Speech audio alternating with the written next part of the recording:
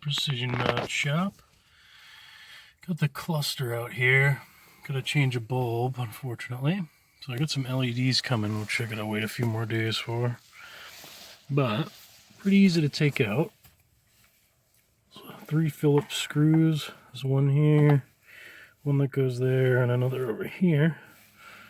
Then for the surround, which I actually broke the corner off, I got stuck in this pin thing, got stuck in here. So that broke like this. So I epoxied that back on.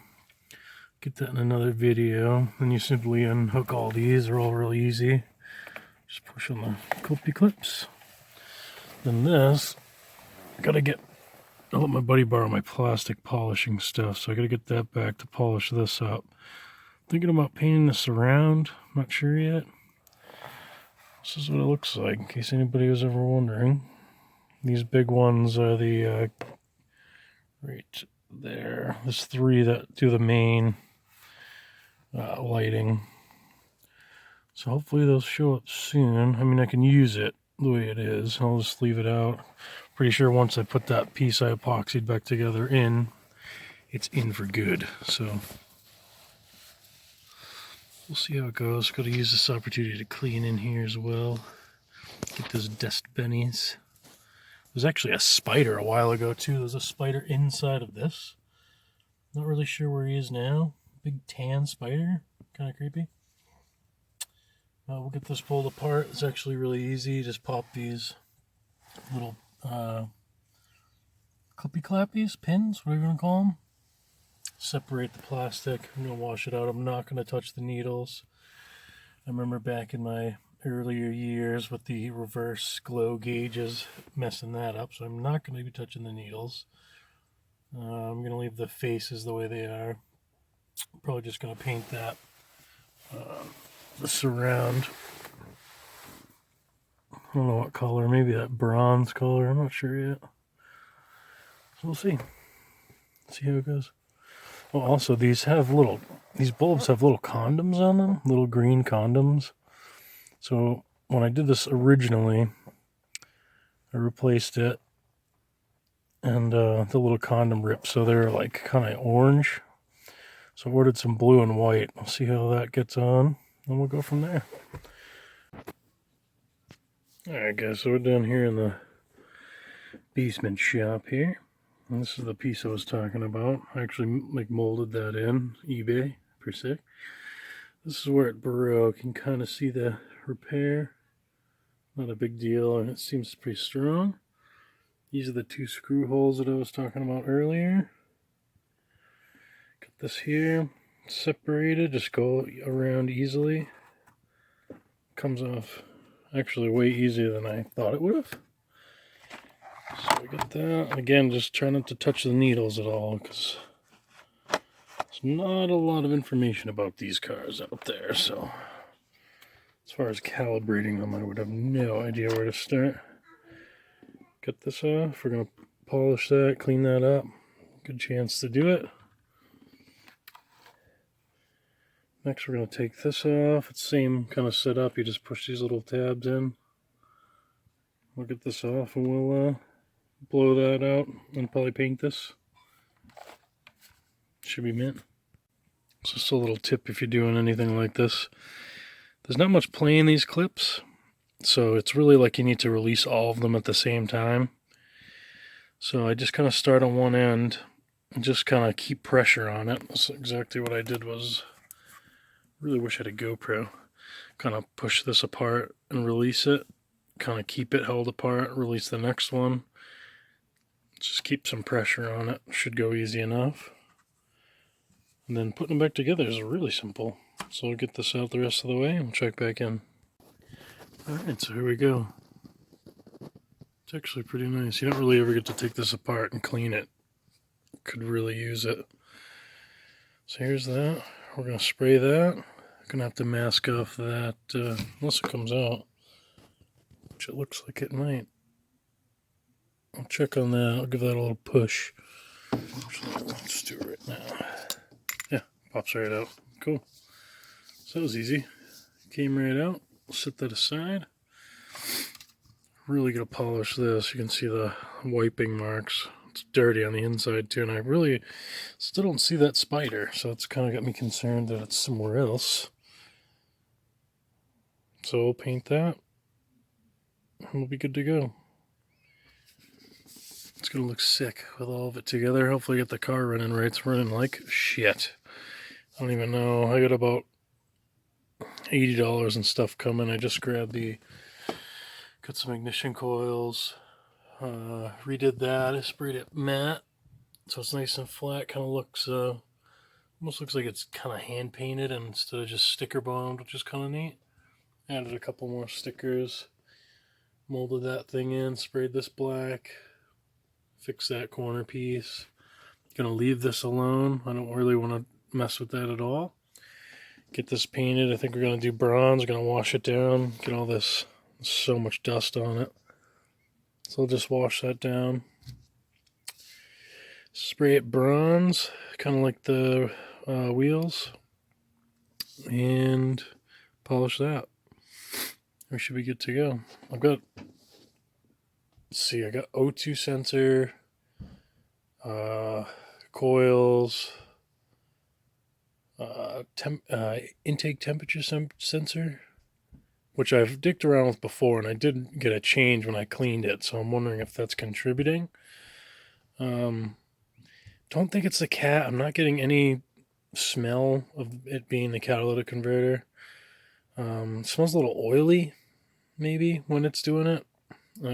Still got definitely some diagnoses to do. But I got a buddy who's going to come by. I can do the coils, but the O2 sensor's like in the sweet spot. You can get it from the top. Could get it from the bottom.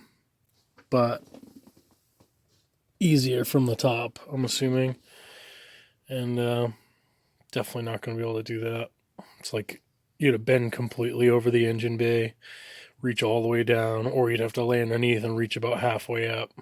About halfway. Yeah, it's probably 3/4 of the way down. So we'll see. Hopefully that changes something. And we'll get this sprayed. That's done. We'll get this assembled again. Don't want to drive the car without it. I don't think it'll even run. Not sure though. And go from there. Worth mentioning is I would not muck about with too much stuff back here. It's a little wrinkly. I don't know if that's supposed to even be that way. Don't think it's going to hurt anything, but it's pretty delicate back here. So definitely don't mess with that too much. And again, like I said before, I'm not trying to have to calibrate these needles or anything, so I'm not even going to be touching those at all. So this is going to stay as how it is. I did kind of blow it out just by mouth blow. Give it a quick beege. And looks pretty good. Looks pretty sick, actually. Yeah, really crisp. So I can't wait to get that polished out and painted. Let's go do it. Alright guys, so we're out in the shop here. It is freezing. It's literally like 32 degrees. Got that self-etching primer. I've been having pretty good luck with it on plastic. Got the heat gun going. This stuff's all been inside, so it's warm. Trying to keep it warm. So I'm not going to bore you with the spraying, but we're going to go the self-etching primer, the metallic gold, metallic bronze or whatever, and then the flat clear coat. Okay, so we did one light coat on this. It's nice, flat, and dry. Got this junk shit, Rust-Oleum custom metallic gold, which really is a crappy paint. And we're going to follow it up with this because I only have a little of this, and this is the color I want. So we'll build up with a color that's close and junkier, and then we'll top coat it with the good color. I've got to turn this way. I'm going to go around it, make sure I'm getting all my spots. I'm hoping to get this same kind of color here. I think it's antique bronze or something. So again, I'm not going to bore you with the painting part of it because I've done enough of those, but check back in and we get some color on it. Okay, first coat with this shit-ass Rust-Oleum paint. It's the junkiest shit I've ever used in my life. Had a little goop fall out of the end there. Try to hide it. Wish I had more of the other paint, but I have just enough for maybe a coat. And I gotta have something to put underneath it to build the color, so gotta use it. So we'll check back in. Looks pretty terrible. I feel like I need a Chico stick. Alright, so here we are. Try to do another coat of that shit ass paint. Do not buy that paint. Didn't work. Can was junk. It's 3/4 of a can in there I'm throwing away. Use the other Rust-Oleum paint. I'm always the same shit. I bought this before and it's junk. This stuff is mint. Same people make it. I don't know. Can't say it's a bad can because I've tried it multiple times and bought it from different places. So got that. Got one coat of the flat clear on. I'm gonna try to back up and make it almost look a little pebbly. It's kind of what I'm going for. I want it to kind of look like just a like a rim, kind of not smooth and shiny, just kind of coated. I don't know.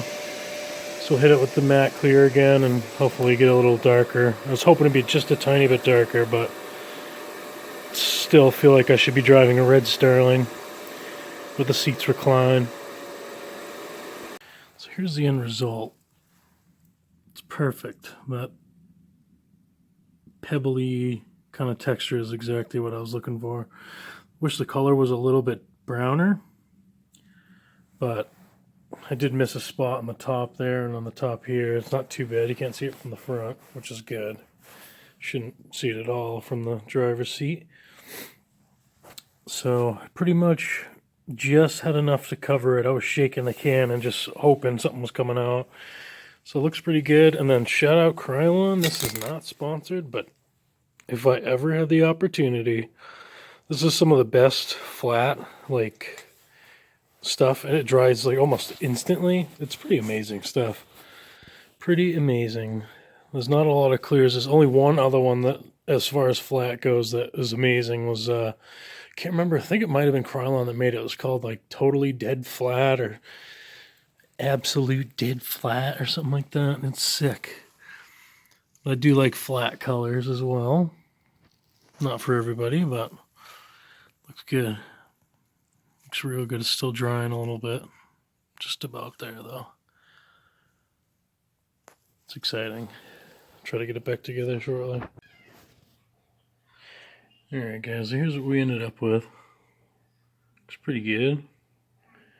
You could go crazy, too, and you could add some kind of sticker or whatever you want. You know, some dead space you could do that in. Pretty easy. Looks pretty good. I polished this up as good as I could. Again, I honestly just wanted to clean it up a little bit. I'm not looking to get it perfect. If it was something I cared about, I probably would even maybe use a headlight restoration kit on it. I just used this plastic X, this little buffing pad. I didn't use it on the drill. I just had the pad in my hand, but I'm sure you could. It looks good enough. You can see some scratches in the light, but again, my whole point was just basically to change a light that burnt out. Still waiting on the LEDs. Hopefully we get those soon. Still pop it back in just so I can use it, and then we'll switch the LEDs when we get them. Definitely still a little more gold than I'd like. Wish it was a little more brown, but it looks good. I mean, the light doesn't, in person, it looks more like it does down here on the phone. But when I get here, it looks really gold. It's probably just, yeah, it looks really gold right there. It's not as gold in person. It's kind of more bronze, gold bronze. I don't know, I'm pretty happy with it. Got white and blue LEDs coming. I'm thinking I might do either white or blue on each side, and then the other color in the middle. So it'll kind of be like this area will be blue or white, and this side will be blue or white. I just want to kind of have that break up though, like one color here, the same color here, and a different one here. So we'll see how that pans out. I mean, worst case, I'll just do them all the same. So we'll see, because there's only 3 bulbs and it shares, like it's like here, another one here, and another one like over here.